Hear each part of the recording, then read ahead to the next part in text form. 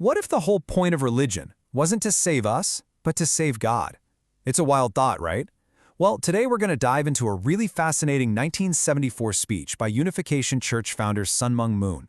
It's called the Day of Victory speech, and it lays out a worldview that pretty much flips some of our most basic religious ideas right on their head. So, the speech kicks off by wrestling with that huge, ancient question that philosophers and theologians have debated for centuries. If a good God created everything, then where in the world did evil come from? The answer it gives is, well, it's both super direct and incredibly dramatic. All right, first up, let's talk about God's ideal and the fall. The story, according to this speech, starts with God's original blueprint for humanity, a perfect plan that got tragically derailed. And that interruption is what created the reality we all live in today. So the idea here is that God's original vision was for a world of just pure, unadulterated goodness. We as humans were supposed to be in his direct lineage, so close, in fact, that you wouldn't even need faith. His presence would just be a known fact. But that's not our world, is it? We live in a reality where good and evil are constantly at war, where most of us feel disconnected from a creator, and the whole spirit world is just a big mystery. So, what happened? The speech points at one single source for this whole mess: Satan. The explanation is that he was originally an archangel who decided to rebel, and that one act, that one rebellion, was enough to shatter God's perfect ideal and completely sever our connection to that divine source. To really get your head around this, the speech uses a really powerful analogy. It says to think of humanity as this perfectly designed machine that's been unplugged. The connecting line to God, the power source, was cut because of Satan's interference.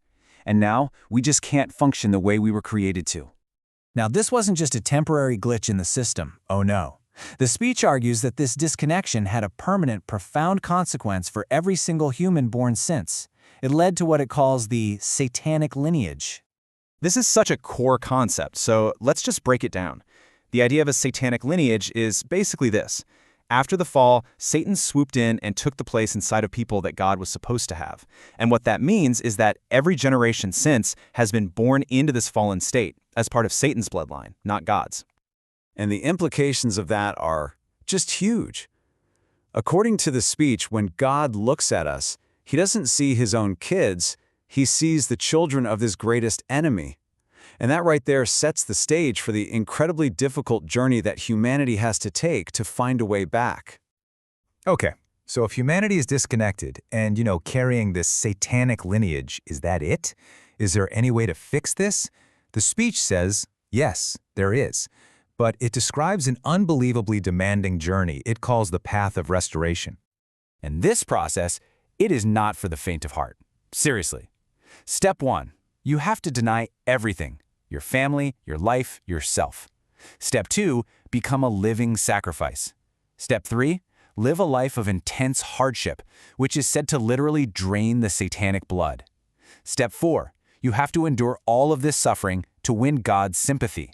And only then, after passing test after test, can a person finally be recreated by God, changing their lineage from satanic back to divine.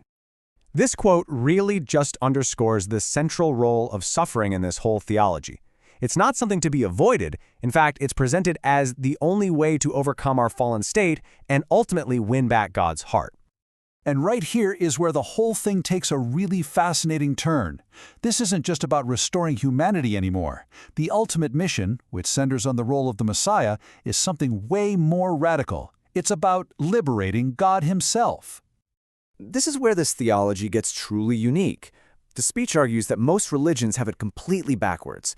They're always asking God to save them, but the real mission, it claims, is to save God, to liberate his heart from the immense, crushing grief he's felt ever since the fall of man. So, who on earth could possibly pull off a task that monumental? Well, the speech describes this huge cosmic struggle where Moon claims he had to be the central player. He lays out this scenario where God just stood back, testing him with all these hardships, but offering zero help, while he fought and defeated myriads of devils completely on his own. And this quote is just so direct about that role. Moon is basically saying that because humanity fell on its own, a new Adam figure had to achieve restoration on his own. He states flat out that God left him completely alone to fight Satan, and only after he won those battles single-handedly did God finally come and give his blessing. But look, these spiritual victories weren't enough. The speech explains they had to be translated into real, tangible results across the globe. This led to a brand new mission, declaring a global victory, starting in Korea and moving out to the rest of the world. The speech lays out this global campaign like a clear roadmap. First, a national-level victory was supposedly won in Korea. With that foundation in place, Moon came to the U.S. in 1971, seeing it as the gateway to the entire world. And this all led up to the very first Day of Victory in 1973, and then the official declaration of the mission to restore the world in 1974. America was framed as the key spiritual battleground. The text actually compares established Christianity in the U.S. to the corrupt Judaism of Jesus' day.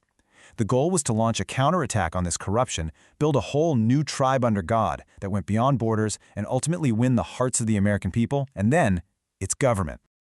I mean, this quote just captures the incredible scale of the ambition here. This was never just about building a church. The stated goal was to fundamentally change the entire course of American and world history. And this spiritual ambition was tied to a very concrete, very political strategy. The speech even gives a specific number: 500.